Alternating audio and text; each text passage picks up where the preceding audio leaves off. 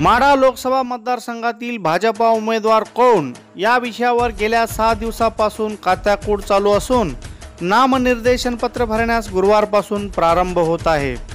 अजूनही भाजपा पक्षश्रेष्ठींनी भाजपाच्या अधिकृत उमेदवाराची घोषणा केली नाही। पहिल्यांदा सहकार मंत्री सुभाष देशमुख यांच्या नावाची चर्चा झाली। टापटीप आणि स्वच्छ राहणं कोणाला नाही आवडत, त्यासाठी हवे स्वच्छ आणि उठावदार कपडे। मग नवे कपडे खरेदी करायचं चिंता कशाला, आहे त्या कपड्यांनाच नवा लुक आणि माफक दरात शुभ्रतेची चमक देणारी एकमेव लॉन्ड्री कला लॉन्ड्री। एकदा भेट देऊन स्वच्छतेबाबतचा अनुभव घ्या। कला लॉन्ड्री, सर्वोदय नगर, मजरेवाडी हद, होटगी रोड, सोलापूर। स्वच्छ कपडे, सुंदर जीवन। त्यानंतर रणजितसिंह मोहिते पाटील यांनाच तिकीट मिळेल अशी ही चर्चा झाली। त्यानंतर रोहन देशमुख यांना तिकीट मिळणार असल्याची चर्चाही घडवून आणल्या। त्यानंतर पुन्हा रणजितसिंह निंबाळकर यांचा पक्षप्रवेश झाला आणि त्यांनाच तिकीट मिळणार अशी ही चर्चा राज्यभर झाली।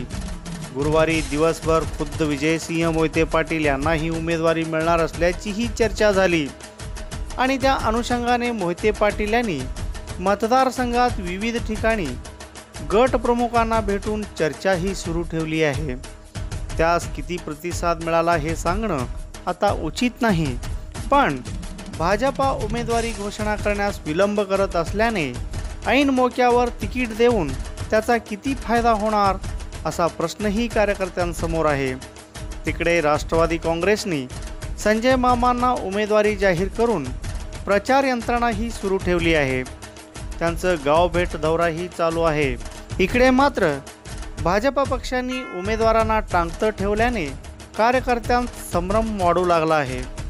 बुद्धीचा कितीही कीस पाडला तरी शेवटी निवडून देणारा हा मतदार असल्याने भाजपा पक्षश्रेष्ठींनी आता निवडणूक प्रक्रिया सुकर होण्यासाठी एकदा हवं त्या उमेदवाराची घोषणा करा असा सूरही माढा मतदारसंघातून व्यक्त होत आहे।